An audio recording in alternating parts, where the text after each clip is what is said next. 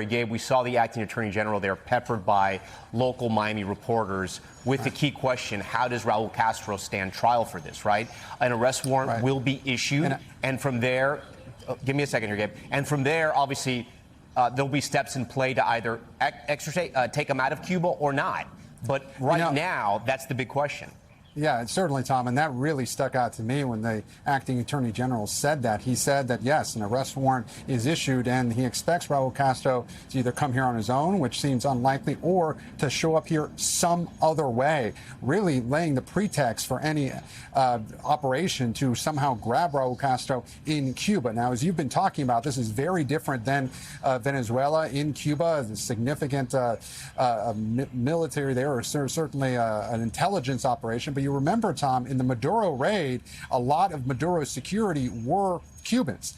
So there are a lot of questions about how this moves forward. We have reporting over the last several months that President Trump has been growing increasingly frustrated by the Cuban government remaining in power despite the fuel shortages that have erupted across the island. And if I can point out, Tom, this really points to, over the last decade or so, the sharp difference in policy from the Trump administration to the Obama administration before it. I was there in 2014, 2015 with that thaw of diplomatic relations between Cuba and the U.S. And you remember that last speaker, the Florida Attorney General, mentioned that, didn't name him by name, but President Obama actually attended a baseball game with Raúl Castro in Havana. And that was a reference to that. Certainly, Kelly was referring to the political dynamics of all this. But we see just how far the Trump administration has come from the Obama administration before it, making a calculation that it does not want any sort of talking with the Cuban regime. It's losing patience with it. And the CIA director's visit there last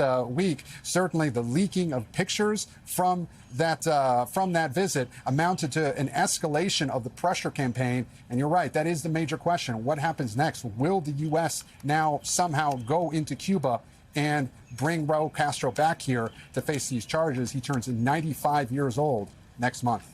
We thank you for watching, and remember, stay updated on breaking news and top stories on the NBC News app or watch live on our YouTube channel.